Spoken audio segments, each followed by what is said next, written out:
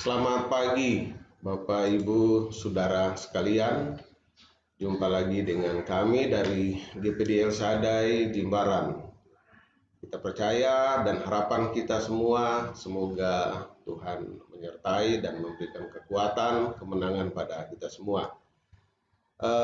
Pada pagi hari ini ada seorang teman, ya Arko Wijaya. Selamat pagi, Arko. Pagi, Om. Ya, Arko adalah ketua pemuda di GPD El Shaddai. Bagaimana hidupnya yang dulu, yang lama itu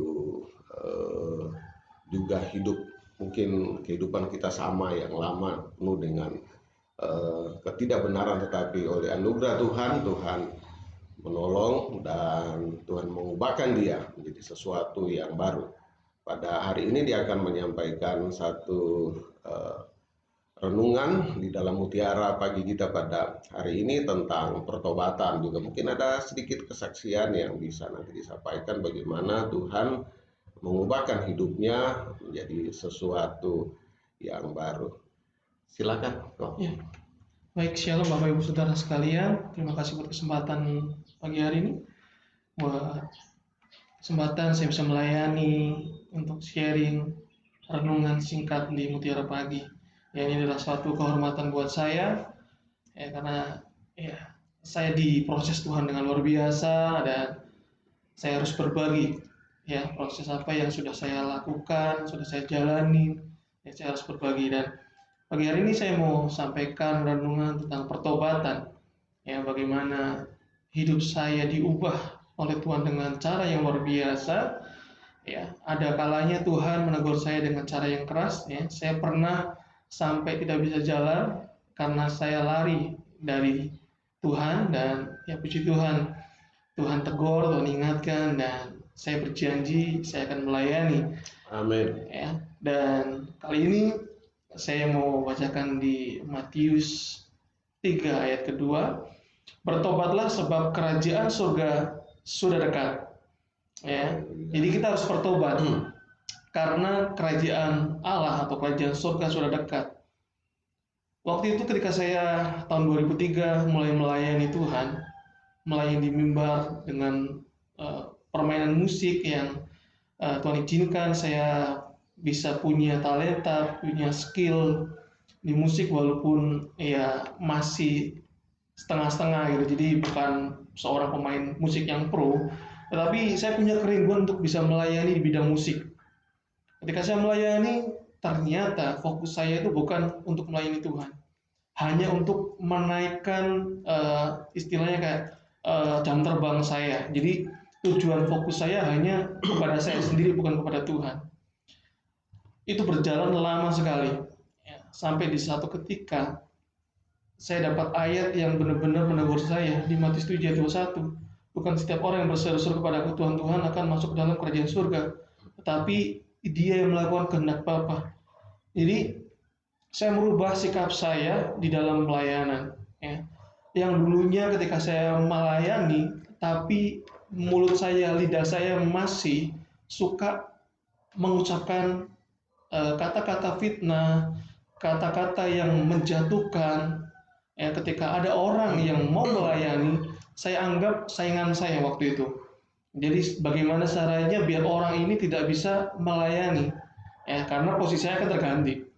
Jadi saya memakai berbagai cara, salah satu dengan memfitnah dia dengan berbicara, oh dia hidupnya tidak benar, ya, dia masih hidup dalam dunia gelap, ya. Dan saya sering kali mengatakan hal-hal yang bohong. Ya, saya waktu itu sempat berbicara kepada beberapa jemaat untuk sama-sama yuk kita serang dia. Ya, jadi saya mengambil satu poin seperti ini.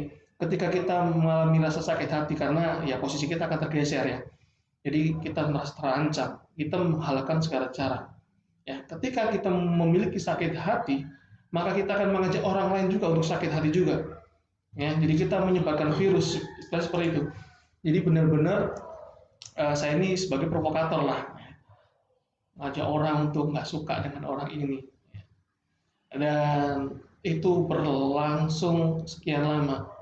Jadi dosa yang sering kali kita lakukan adalah dosa dengan lidah kita. Kita sering mengkritik dengan pedas. Kritik boleh, tetapi kritiklah yang membangun. Waktu itu ya saya bukan tipe orang yang nyaman dengan pakai baju batik, kemeja seperti ini, dengan sepatu pantofel saya sangat nggak nyaman sekali. Ya.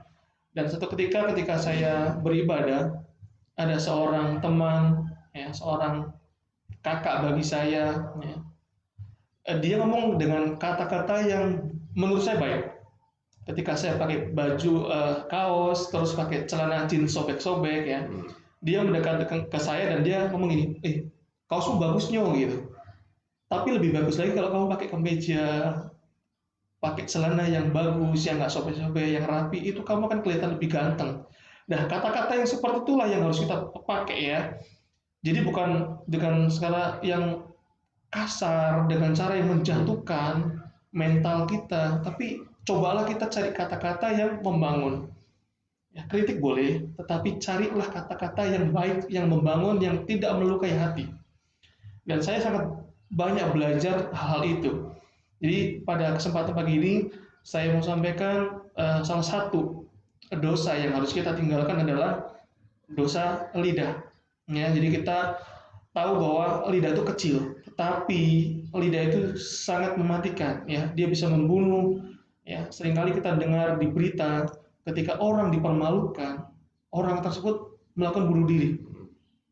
Ya, jadi saya pun belajar untuk ngerem, untuk memperkatakan hal-hal yang tidak penting. Ya, seringkali Om Tommy sampaikan bahwa tidak ada penghapus kata-kata. Iya, benar.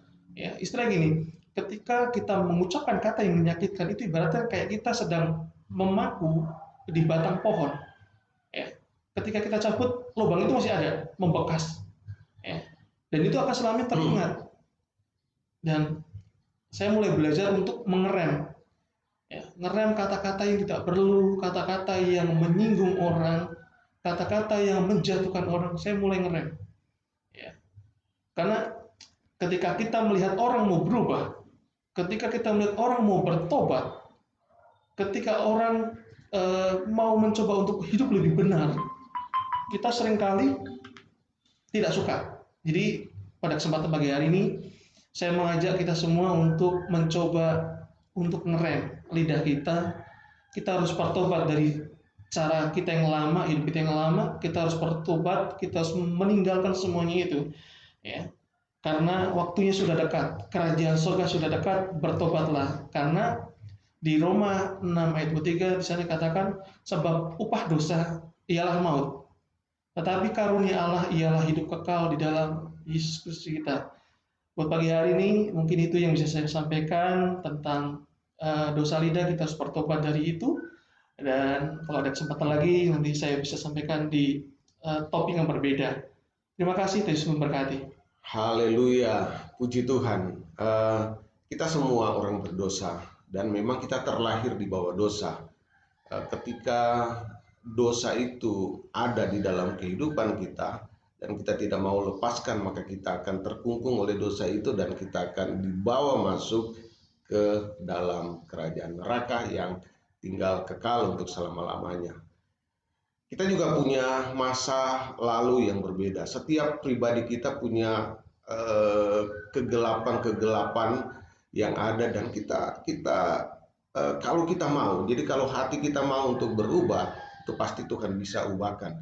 Jadi seorang anak muda sekarang sudah menjadi bapak dan Tuhan bisa ubahkan, dan kita percaya bahwa kita semua, siapapun kita, mari sebagai umat Tuhan, sebagai hamba-hamba Tuhan, mari kita bisa berubah. Bahkan terkadang kita juga sebagai hamba-hamba Tuhan itu belum bisa berubah, seperti lagu berkata, aku masih seperti yang dulu.